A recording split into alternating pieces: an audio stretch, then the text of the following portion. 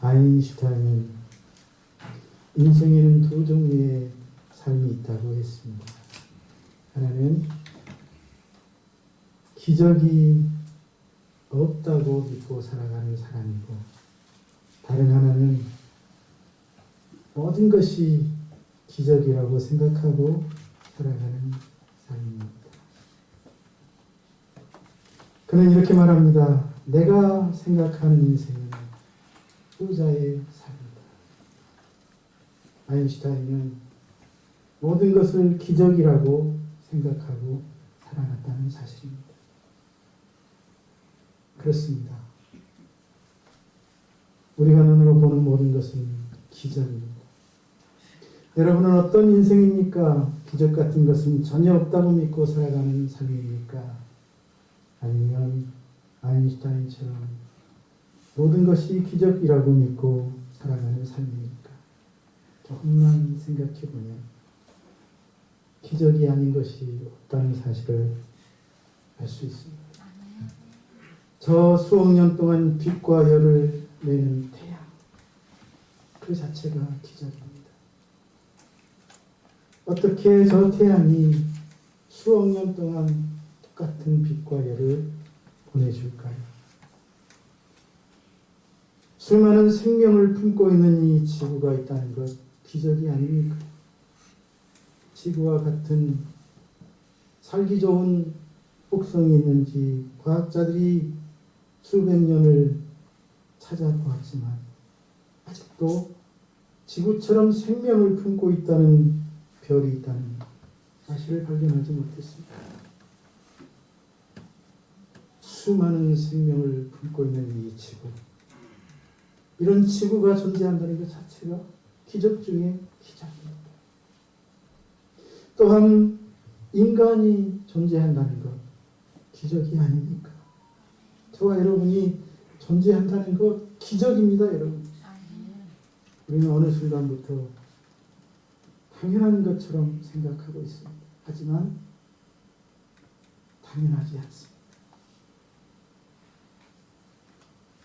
사실 우리가 눈으로 보고 손으로 만지는 모든 것들이 기적인 줄로 믿습니다.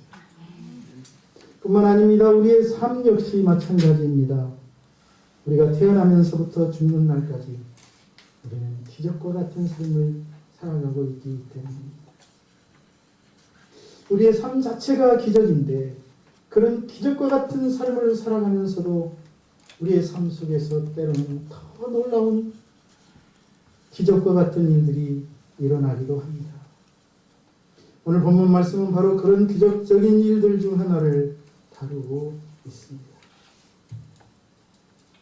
시대는 유다 왕 여호사밧 때입니다.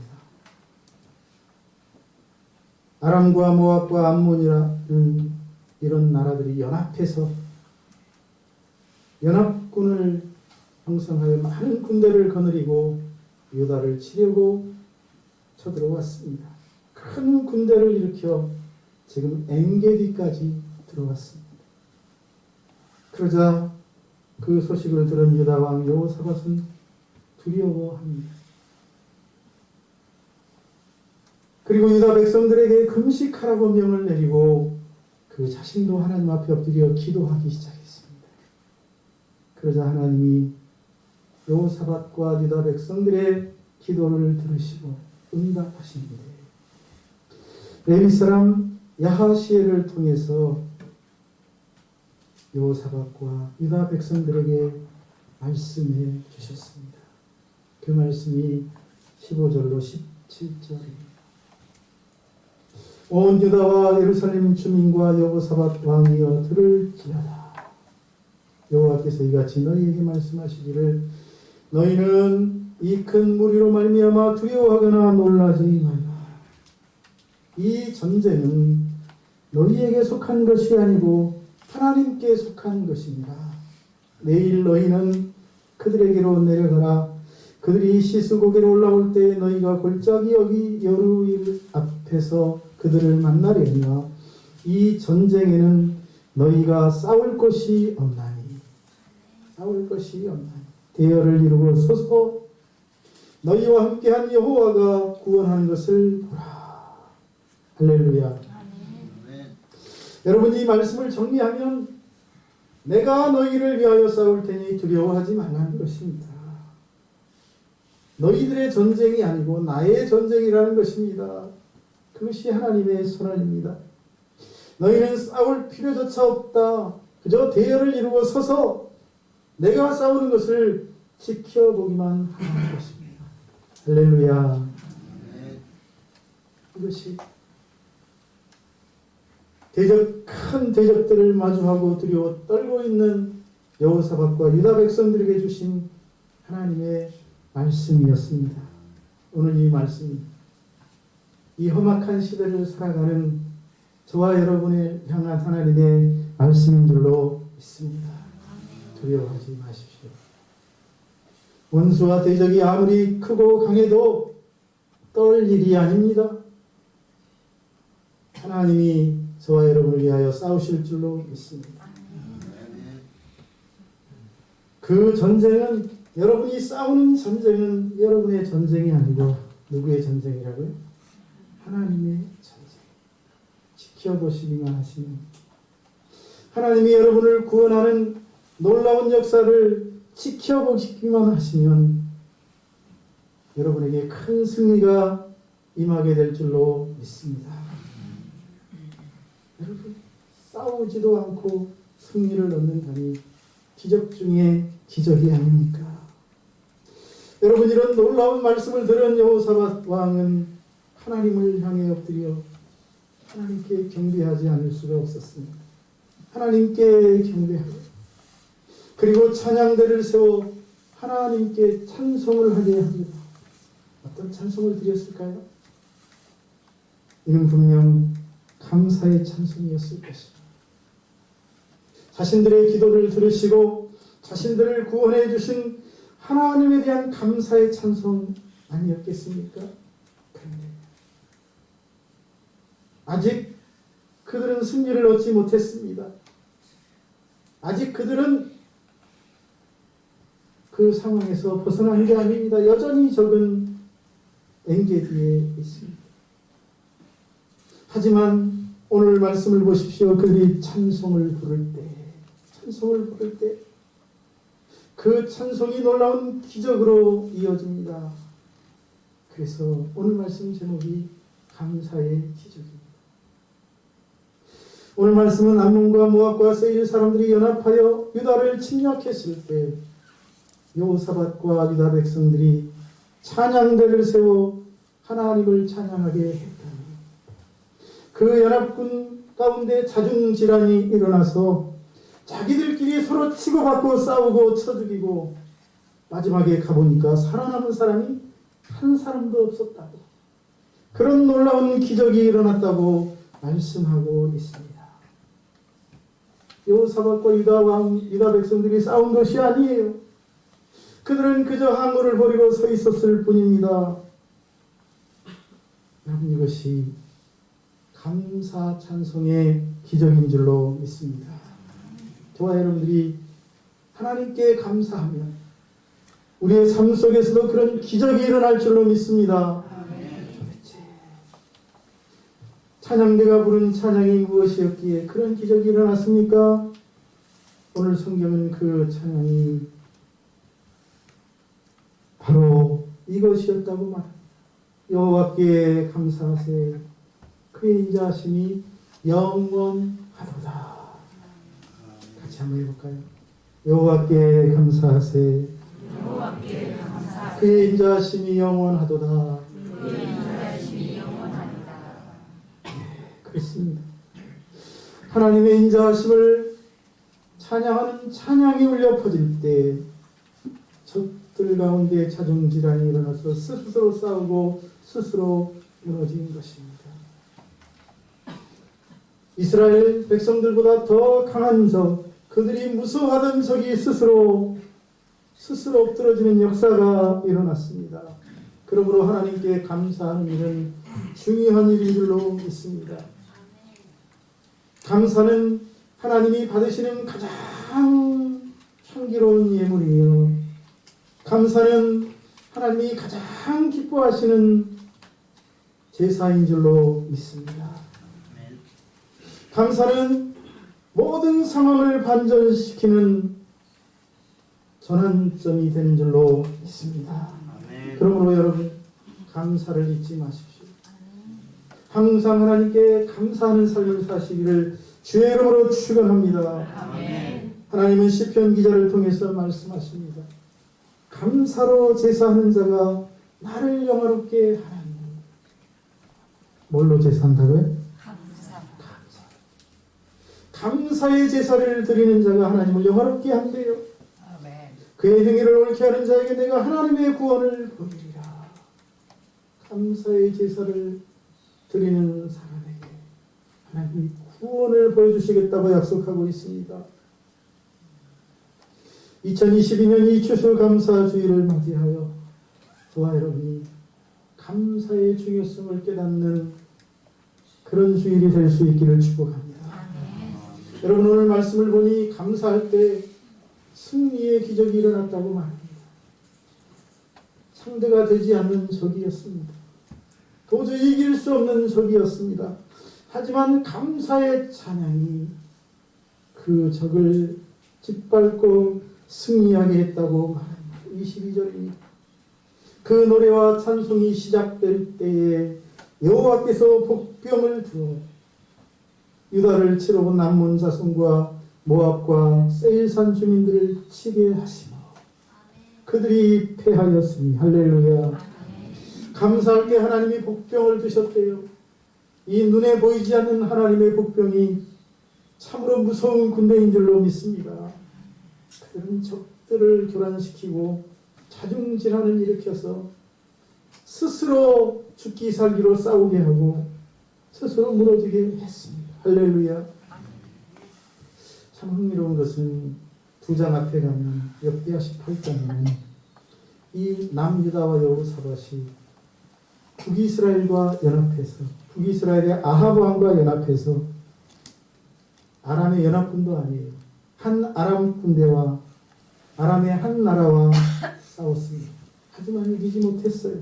왜요? 그때는 감사 찬송이 없었거든요. 하나님을 찬송하며 나아가지 않았거든요. 그런데 여기서는 여호사밧과 유다가 북이스라엘과 연합한 것도 아닙니다. 단독으로 오히려 연합군을 편성해서 쳐들어오는 아람 군대와 맞섰는데 어떻게 됐다고요? 큰 승리를 거둔 줄로 믿습니다. 큰 승리를 거둔 줄로 믿습니다. 감사하면 승리하게 됩니다. 따라합시다. 감사하자. 승리하게 될 것이다. 여러분, 삶 속에서 늘 승리하는 삶을 살기를 원하십니까? 감사하십시오. 승리의 비결이 무엇이라고 말하고 있습니까? 감사였다고 말하고 있지 않습니까? 감사의 찬송을 시작하자 여호와께서 복병을 두어 적들을 스스로 무너지게 했다고 가르치고 있지 않습니까? 그러므로 우리의 삶 속에서 감사와 찬송은 참으로 중요한 일인 줄로 믿습니다. 그것은 입술의 고백이요 믿음의 표현이기 때문입니다. 로마서 10장 10절 사람이 마음으로 믿어 의에 이르고 입으로 시인하여 구원에 이르느니라. 여러분, 하나님은 우리가 말한 대로 우리 앞에서 행하신다고 말씀하지 않았습니까? 우리가 하나님의 구원을 감사하고 찬송하면 하나님 우리가 가는 곳마다 승리하게 하시고 구원해 주실 줄로 믿습니다. 감사하면 귀신이 물러갑니다. 감사하면 병마도 떠나갑니다. 감사하면 어려운 상황도 반전되는 줄로 믿습니다. 감사하세요. 우리 옆에 분과 인사하겠습니다. 감사합시다 하고 인사합시다. 감사합시다. 다시 한번 인사합니다. 감사합니다.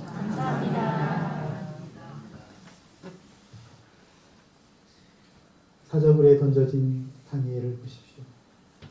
그는 날마다 하루 3번씩 예루살렘을 향한 창문을 열고 하나님께 감사의 기도를 드렸습니다.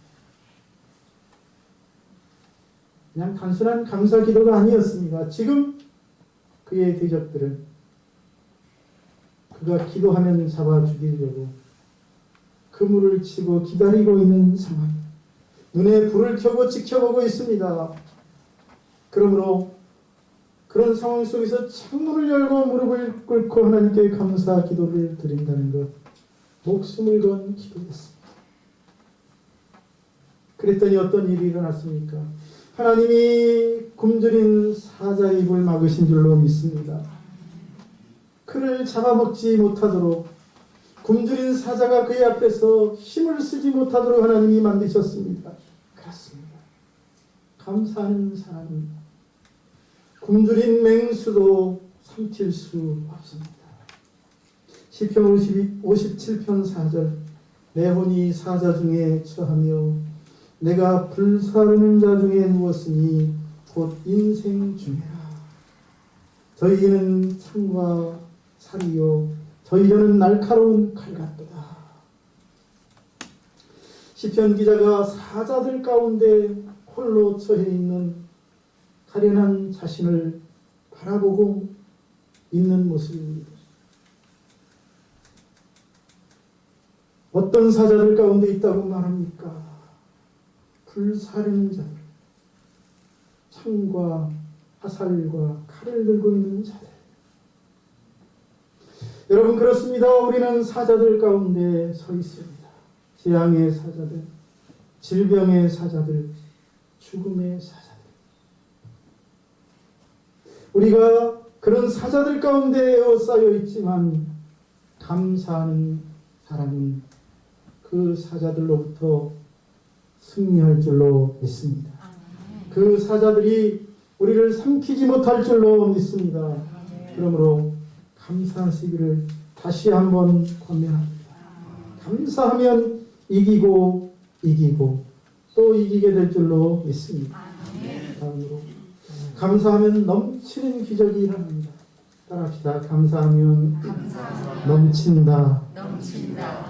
넘치는 삶을 살고 싶으십니다. 그러면 감사하십시오.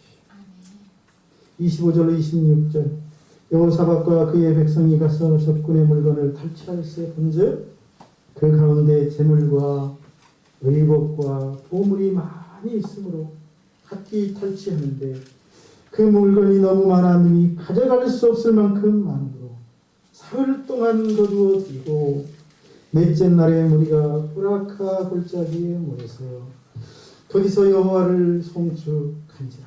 그러므로 오늘까지 그것을 브라카 골짜기라 일컫더라. 히브리어로 브라카가 축복이라는 뜻입니다. 브라카, 축복의 골짜기라고 골짜기 이름이 바뀌었습니다. 적으로부터 탈취한 물건이 가져갈 수 없을 만큼 많아 사흘 동안 거두어 들였대요. 뭔 물건이 그렇게 많았을까요? 글쎄, 적들이 다른 곳에 침략해서 빼앗아 가지고 와서 다 거기다 갖다 놓고 죽은 것이. 할렐루야. 감사하는 사람의 삶이 이런 놀라운 역사를 경험하게 될 줄로 믿습니다. 사흘 동안이나 거두어들이게 하실 것입니다. 골짜기를 브라카 골짜기라고 불리게 하실 줄로 믿습니다. 얼마나 전리품이 많았으면 그렇게 불렀을까요? 여러분, 여호사밧이 찬양대를 앞세우고 감사 찬송하게 했더니 죽음의 골짜기가, 절망의 골짜기가, 두려움의 골짜기가 승리의 골짜기, 축복의 골짜기가 된 줄로 믿습니다. 이처럼 감사는 넘치는 복을 가져다 줍니다. 감사하면 은혜가 더하여 넘치게 될 줄로 믿습니다. 고린도서 4장 15절은 은혜가 많은 사람의 감사함으로 말미암아 더하여 넘쳐서 하나님께 영광을 돌리게 하려 함이라고 말하고 있습니다. 우리가 감사하면 하나님께 영광을 돌리도록 넘치게 해주신다는 말씀인 줄로 믿습니다. 여러분, 예수님께서 일으키신 오병이어의 기적, 여러분 어떻게 해서 일어났습니까? 하나님이 하늘을 우러러 축사하셨다고 했죠. 감사의 기도였습니다. 보리떡 5개와 물고기 2마리를 주신 하나님을 향하여 감사의 기도를 드린 후에 나누어 주었더니 장정만 5,000명이 먹고 12광절이가 남는 역사가 일어난 줄로 믿습니다. 넘치는 축복입니다. 그러므로 우리는 감사하는 사람이 되어야 하겠습니다. 우리가 감사하며 찬송할 때 그 심령의 은혜가 넘치고 그 삶에도 넘치는 축복이 임하게 될 줄로 믿습니다. 사흘 동안 거두어들이게 하시고 죽음의 골짜기가 절망의 골짜기가 축복의 골짜기로 바뀌게 해주실 줄로 믿습니다. 그렇다면 감사하지 않으면 어떻게 될까요? 감사할 줄 모르면 가난한 자가 됩니다. 복은 감사하는 자의 것이기 때문입니다.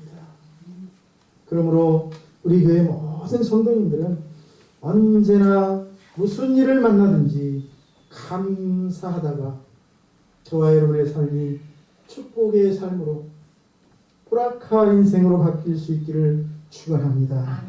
세 번째, 오늘 감사는 평안과 기쁨을 가져다 주었습니다. 평안과 기쁨의 기적을 일으켰습니다. 27절로 30절을 보십시오. 유다와 예루살렘 모든 사람이 다시 여호사밧을 선두로 하여 즐겁게 예루살렘에 돌아왔습니다. 여러분, 나갈 때는 어떻게 나갔을까요? 걱정, 근심, 두려움이 가득 차서 싸우러 나갔겠지. 하지만 기쁨으로 돌아오게 하십니다. 여호와께서 그들이 그 적군을 이김으로써 즐거워하게 하셨습니다. 그들이 비파와 수금과 나팔을 합주하고 예루살렘에 이르러 여호와의 전에 나아갔더라. 할렐루야. 큰 승리를 주신 하나님을 인하여 그들이 기뻐하며 하나님께 나아갔습니다. 그리고 말합니다. 여호사밧의 나라가 태평하였으니 이는 그의 하나님이 사방에서 그들에게 평강을 주셨음이다. 할렐루야. 감사하면 태평하게 하십니다. 사방에 평강을 주실 줄로 믿습니다. 그렇습니다. 감사하는 사람의 삶에는 늘 기쁨과 평강이 뒤따릅니다. 그러므로 저와 여러분이 감사할 수 있기를 주의 이름으로 축복합니다. 예수님은 말씀하십니다. 평안을 너희에게 끼치노니 곧 나의 평안을 너희에게 주노라. 내가 너희에게 주는 것은 세상이 주는 것 같지 않다고 말씀하셨습니다. 감사하는 사람에게 하나님이 세상에서 얻을 수 없는 참 평안을 주시는 줄로 믿습니다. 기적을 만드는 100일 묵상에 소개된 글입니다. 어떤 사람이 특별한 실험을 했습니다. 한 달 동안 일정한 구역에 있는 각 집에 다니면서 매일 10,000원씩 아무 조건 없이 그 집 문 앞에 갖다 놓는 것입니다. 첫째 날 집집마다 들려서 현관 앞에 10,000원을 놓고 다니는 그를 보고 마을 사람들은 주저하며 나와서 그 돈을 집어갔습니다. 둘째 날도 비슷한 일이 벌어졌습니다. 셋째 날, 넷째 날쯤 되자 그 동네에는 매일 10,000원을 선물하고 가는 이 사람에 대한 이야기로 화제거리였습니다. 2주쯤 되었을 때 동네 사람들은 아예 현관 입구에 나와 기다리기까지 했습니다. 세 번째 주쯤 되자 마을 사람들은 더 이상 그 이상한 사람이 와서 돈을 주는 것을 신기해하거나 고맙게 생각하지 않았습니다. 넷째 주가 되었을 때 매일 10,000원씩 받는 것이 평범한 일상이 되었습니다. 그리고 실험이 끝나는 마지막 날 그 사람은 평소와는 달리 지나가면서 돈을 나눠주지 않고 그 골목을 지나갔습니다. 그러자 이상한 반응이 나왔습니다. 여기저기서 투덜투덜하거나 화를 내기 시작했답니다. 어떤 사람은 문을 거칠게 열고 현관까지 나와서 성난 목소리로 왜 돈을 주지 않냐고, 우리 돈은 어디 있냐며 따져 묻기까지 했습니다. 마을 사람들은 매일 10,000원 받는 일을 당연한 권리로 생각하게 된 것입니다. 여러분, 우리는 오늘 하나님이 우리에게 주신 것들을 감사하고 있습니까? 혹시 우리도 감사하는 마음을 잊어버린 채 내가 누리고 있는 그것들을 당연한 권리라고 생각하고 오히려 불평하며 하시기를 바랍니다. 우리가 받은 모든 것 불평거리가 아닙니다. 하나님이 은혜로 주신 것들이 아닙니까? 감사하시기를 주님의 이름으로 권면합니다. 어떻게 보면 감사도 습관입니다. 습관이 훈련되어야하고 훈련을 해야 감사하는 좋은 습관이 자리 잡습니다. 훈련을 통해서라도 감사가 몸에 배면 그 사람은 어떤 악조건 속에서도 감사거리를 찾고 감사하는 삶을 살게 될 것입니다. 반대로 불평이 많은 사람은 아무리 좋은 조건이 주어져도 불평을 멈추지 않습니다. 여러분, 오늘은 추수감사주일입니다. 우리 하나님께 우리에게 베풀어 주신 하나님의 은혜에 대하여 마음을 다해 감사하는 날이 될 수 있기를 주의 이름으로 축복합니다. 참 재미있는 이야기가 있습니다. 멕시코의 어떤 마을에는 온천과 냉천이 동시에 솟아나는 신기한 곳이 있다고 합니다. 한쪽에서는 부글부글 끓는 온천이 땅에서 솟아오르고 그 옆에서는 차가운 냉수가 솟아오릅니다. 그러니 그 동네 아낙네들은 빨래 강제를 가지고 가서 온천에서 빨래를 하고 냉천에서 헹구어 깨끗한 옷을 집으로 가져갑니다. 한 외국인이 그 모습을 지켜보며 멕시코인에게 물었습니다. 여기 부인네들은 참 좋겠습니다. 왜요? 찬물과 더운 물을 마음대로 거저 쓸 수 있으니 얼마나 좋을까요? 이곳 사람들에게는 온수와 냉수를 동시에 주신 하나님께 참 감사하는 마음이 많겠군요. 그래서 그 멕시코 안내원이 말했습니다. 천만에요. 왜요? 이곳 아낙네들은 감사하기보다 불평이 많습니다. 무엇 때문입니까? 비누가 나오지 않으니까요. 비누가 나오지 않는다고 불평할 일이 아니라 냉수와 온수를 주신 것에 감사해야 하지 않겠습니까? 우리의 모습이 아닙니까? 오늘 말씀은 하나님께 감사할 때 승리의 기적이 일어났고 하나님께 감사할 때 풍성한 기적이 일어났으며 하나님께 감사할 때 평안과 기쁨이 있었다고 말하고 있습니다. 그러므로 저와 여러분이 날마다 하나님께 감사하는 삶을 살아갈 수 있기를, 그래서 기적의 주인공이 될 수 있기를 주의 이름으로 축원합니다. 기도하겠습니다. 살아계신 하나님, 오늘도 하나님의 말씀을 통해서 감사가 얼마나 중요한 일인지를 깨닫게 해주시니 감사합니다. 우리의 삶을 복되게 하고 우리의 삶에 행복을 가져다주는 이 감사를 저희들 잊지 않게 하여 주시옵시고, 날마다 감사하는 삶을 통해서 하나님의 은혜를 내 것으로 만들 줄 아는 지혜로운 성도들이 되게 하여 주옵소서. 예수님의 이름으로 축복하며 기도하옵나이다. 아멘.